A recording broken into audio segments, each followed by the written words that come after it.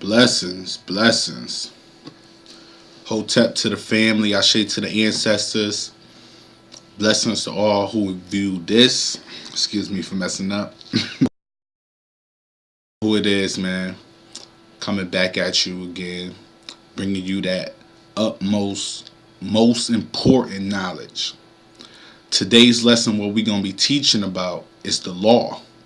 I'm pretty sure most of you who are viewing this right now, you view the amendments that's on my page. Well, I'm trying to give my people, basically that's in New York, and if you from another state and you trying to find out about your law work and all that, if you fighting a case or anything like that, just hit me up. If you want it privately, I'll hit you with some information about the law work that you need to be looking up. You don't have to tell me necessarily all the details of your case. All you gotta do is tell me what case it is, what they charging you with, and you gotta tell me what's the basic, what they're accusing you of. You don't have to tell me whether you did the crime or nothing. You just tell me basically all the evidence that they are saying that they got on you. Because if anybody that's going through any law of trouble right now, if you facing any charges and you outside, then you already know that you have to have a discovery packet. Now that's something to make sure of. I want all my family to make sure of this. If you ever facing a charge and they taking you to trial and you're choosing to go to trial, first things first, don't always just let them say, oh, we don't want you to go to the grand jury. Because sometimes, even though you will have to testify, if you're innocent, you want to testify at your grand jury. Because it's a chance that you could just then and there and don't have to go through your motions and don't have to go through your trial.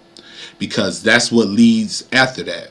You go to your grand jury hearing. They figure out whether or not they're going to indict you. If they indict you, then you're going to have your motions. After your motions, you're going to have your trial. You're in between all of those things. Basically, the only time you're going to hit court for another, an important schedule that's set for your trial. Now, first things first, like I was saying, if you're innocent with your charge, if you feel that you're innocent and you feel that the accuser is wrongfully accusing you and that you can beat them, then go to your grand jury, because there's a chance that you could beat your charge and don't have to go through trial, and it'll lessen the time that you may have to spend in jail. Of course, if you bond yourself out, you already free. Secondly, if you choose not to go to your grand jury or you don't win your grand jury, make sure when you go to your motions, make sure that you request your discovery packet. Your discovery packet is going to tell you every bit of evidence that they have on you. And it's your right as a defendant, as a person that's being accused of a charge, to defend yourself. And not only that, you have the right to bring forth a case and know what the case that they're bringing to you that they're charging with, because you never want to go into any situation, but mostly public defenders, they won't tell you this. They'll keep you in the dark with everything that you need to know, and you won't even, and next thing you know, you wake up, you doing 25 years of life, which is dumb, when you probably could have beat your case. And then what's the chance of you going to appeal and coming back? Because if you stupid enough to let them hang you in the first place, once you get to your final destination as being prison, you're not going to really look for a way to get you out, because you already feel like, oh, I already lost, so ain't no need for me to fight. Now listen, get your discovery pack. Everything that they are charging you with, look it up. Find cases that can beat that charge. But today we're not going to necessarily focus for those of you who are going through a law problem at this point in time. If you do need help, free of charge, bro, I'll help you out, bro. Just hit me up and I'll tell you all the cases that you need to look at. You don't have to tell me whether or not you did it or not. I don't care.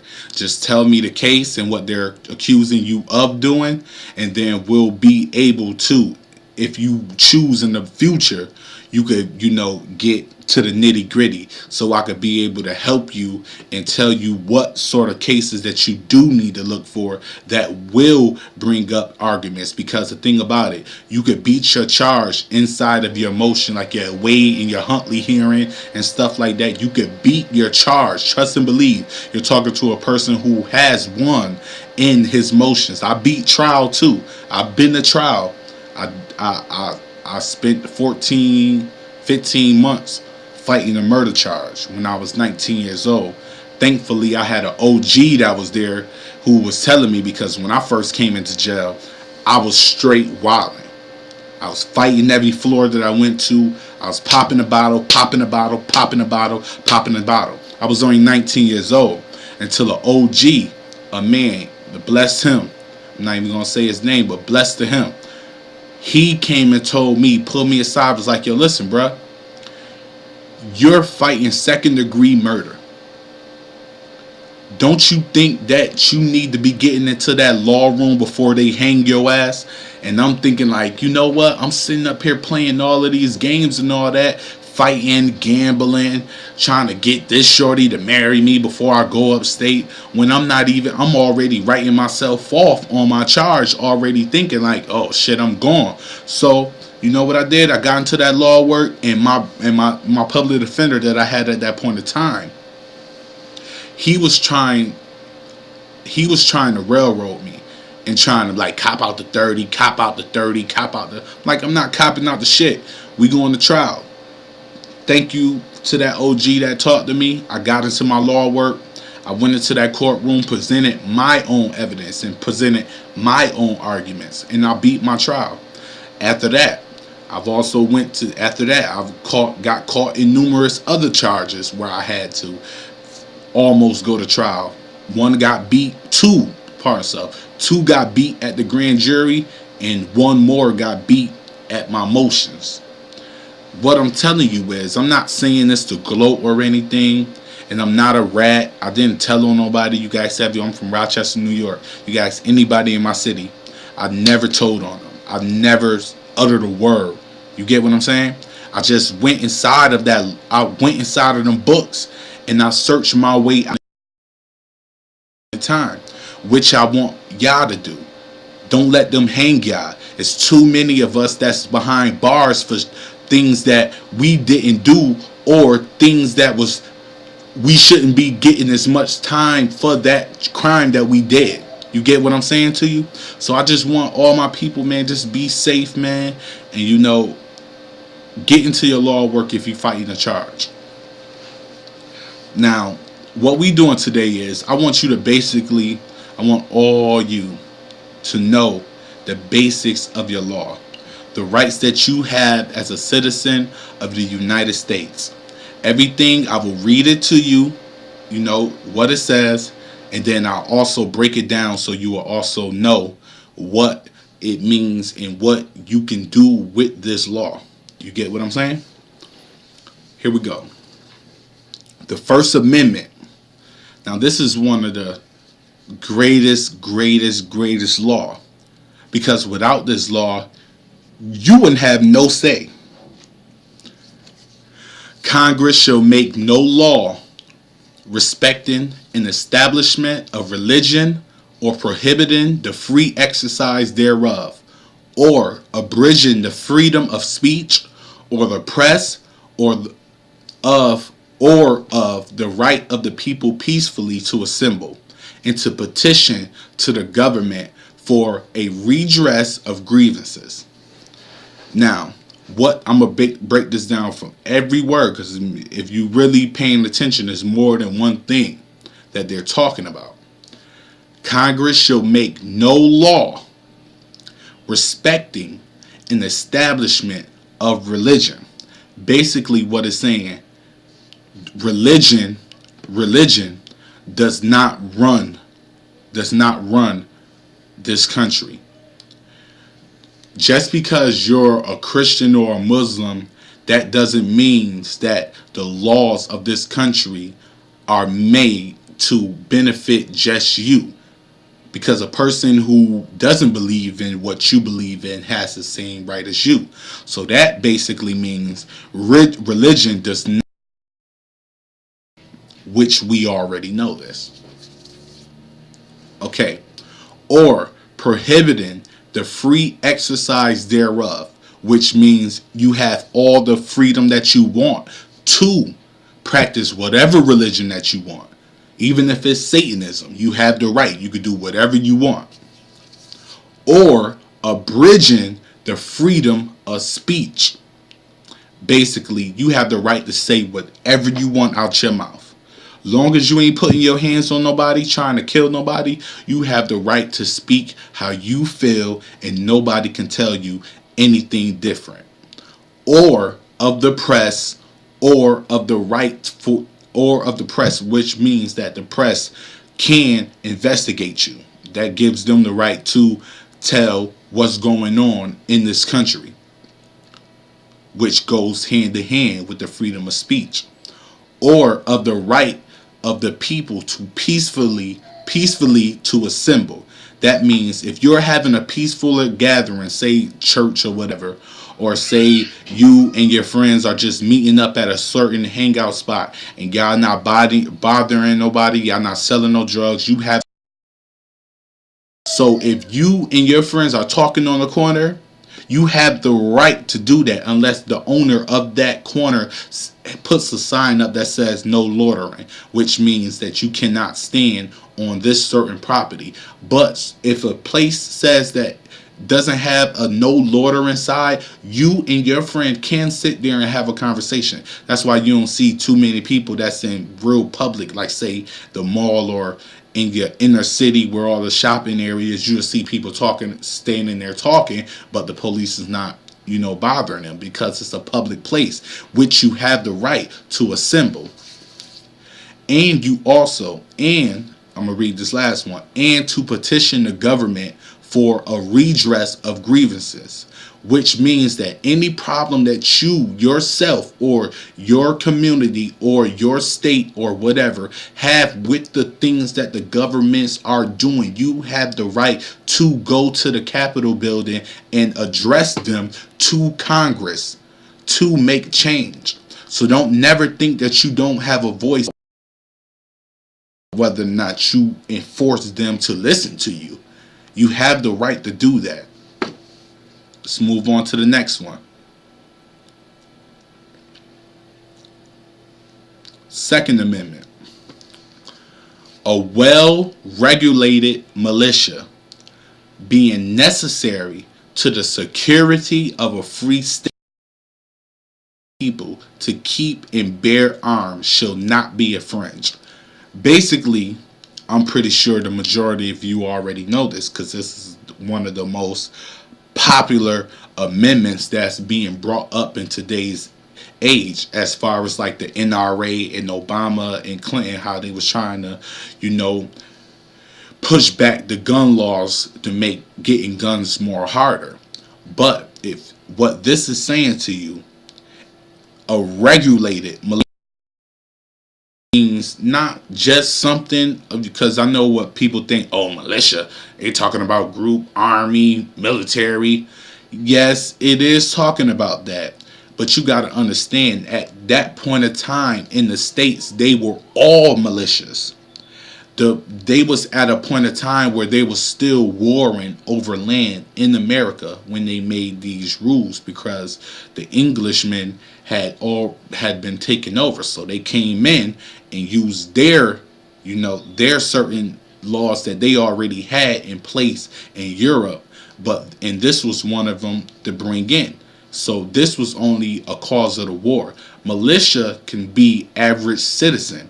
Now, you also have the laws today that if you have a felony, like say more or less me, I got a gun felony. I got a felony for attempted possession of a weapon in the third degree. I can no longer get a arm. I can no longer possess a weapon. If I do, I go upstate. Simple as that. But if you don't, you can go purchase a weapon. You cannot go purchase a handgun, but a shotgun, a rifle, AR-15, AK, you can go purchase it. And you can have it in your establishment, which means your home, to protect yourself. And you can also ride with it in the trunk of your car. And you have the right to carry, as long as it's not concealed carry on you. If you have it in the trunk of your car inside of a case, they cannot do nothing to you as long as you have the registration to that gun that you bought it, basically the proof that you bought it, and you don't have any charges as far as like a felony, especially a gun charge. But if you don't have if you have any felony, you cannot own a firearm. So as long as you don't have a felony and you abiding by the rules that they set in that standard, you have the right to bear arms. If you are living in a household, and all of you, and you have children, ladies, this is for you. If you are living in a household with children, get you a rifle. You don't have to necessarily get no big shotgun or anything that's going to throw you against the wall. You could get you a 22, 30 rifle. Don't try to go get no 223 or nothing like that. Just stay with a simple rifle that don't get bolt action. Get a clip. But listen, just get you a firearm to protect yourself. But that's basically what this is right here. You have the right to bear arms. Your Third Amendment. No soldier shall in time of peace be quartered in any house without the consent of the owner, nor in the time of war, but in a manner prescribed by law. Basically what they're saying, if you ever notice, if you look into the movies, you ever seen the movies like when the woman husband done died and the war people gotta come and deliver her the news, you notice that they never walk into their door. They don't walk into her door because of this simple thing right here. A soldier shall not in the time of peace be quartered in any house. A military soldier cannot be present inside your home unless it's exigent circumstances, as far as like hot pursuit or anything like that. It's like you're under attack or you're a terrorist or something like that. Even in the time of war, if you are not the grievance for them being there, they cannot quarter themselves inside your home. As far as the public streets, they could be out on the streets all they want to, but inside of your home, the military, soldiers, and that goes for the police too, they cannot enter your home without your consent. So when they be coming to talk about, oh, let us in, it's only right if you let us in. No. Do you have a warrant? If you don't have a warrant, if trust and believe, if it's exigent circumstances or hot pursuit, they're going to kick in your door no matter what. So you could be prepared for that. But if they're not kicking in your door and they do not have a warrant and they're telling you to let them in and you're not in danger and you feel that they are the danger, do not let them in your home. You have the right. And the same things go for the Army, the Marines, the Navy, and all of that. You have that right, so use it. Here we go. We're going to the fourth. The Fourth Amendment. The right of the people to be secure in their persons, houses, papers, and effects against unreasonable searches and seizures shall not be violated, and no warrant shall issue, but upon probable cause supported by oath of affirmative in a particularly describing the place to be to be searched and the persons or things to be seized. Basically what this saying, and I beat a charge on a charge where I think they was trying to give me 5 years for it, but I beat it because it was they was trying to get me Give me like 5 years. It was for a gun. And I beat it because they didn't have probable cause to go through my bag. And my gun was in the bag. I had a shotgun that was in the bag. And they never had any reason because they wasn't looking for the bag. They was just looking for me. So they didn't have probable cause and they didn't know I had a gun. So they had no reason to be looking for a gun. Nobody told them that I had a weapon or anything. This right here is how I beat that charge. The right of the people to be secure in their persons. Your person is you.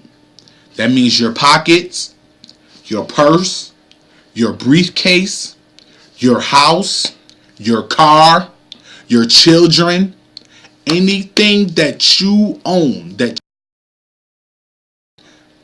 the police or anybody else does not have the right to search your things without probable cause. They have to go through a judge who's supposed to mandate that they do that. They have to have extensive evidence of why they're just doing that. And let me tell y'all too, start looking at your search warrants, because some search warrants can be dated very wrong.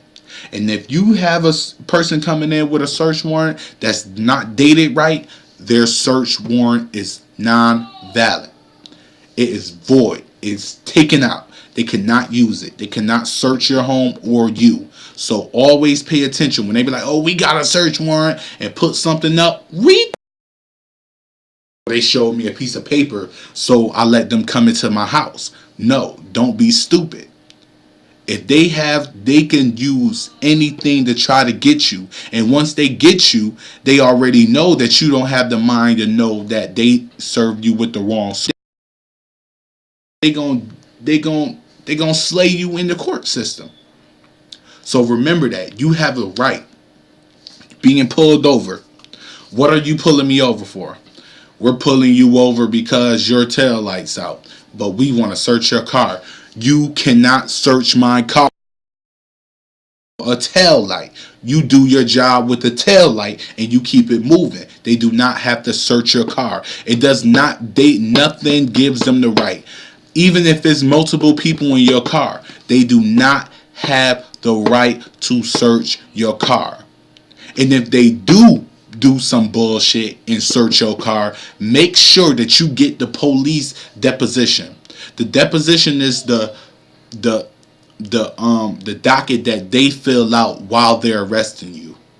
While you're being held, they have to fill out a document. Make sure that you read that document, get a hold of that document, and if they state in there that they pulled you over for a tail light, then you should automatically beat that charge. They have to be in there and say that they had the most reason in their soul to believe that you was hiding something in your car or you had something just illegal in your car. So don't let them search you for no reason. It goes for if you walking down the street and the police let me know your name. No, you don't have to. They don't have the right to know your name. They don't have the right to search you. They do not have the right to go into your purse, ladies. They do not have the right to search your kids thinking that you hiding something with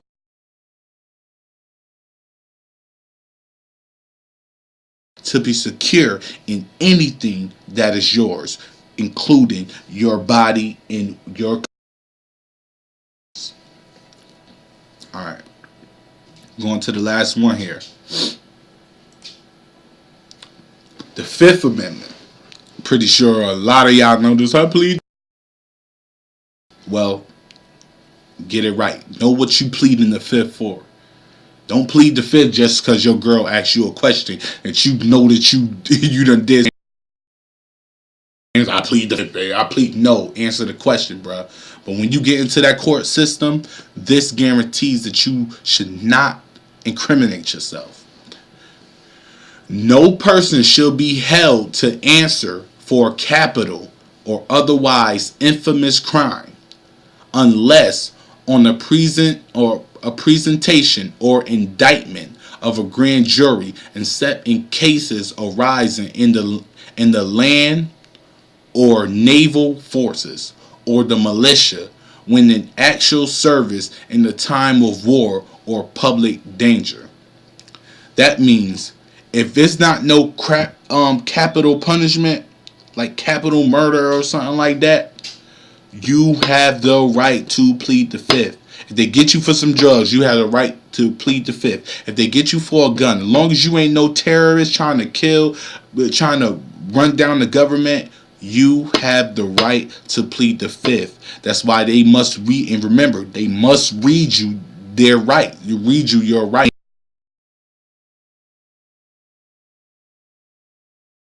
Remain silent. When they say you have the right to remain silent, they're talking about your Fifth Amendment.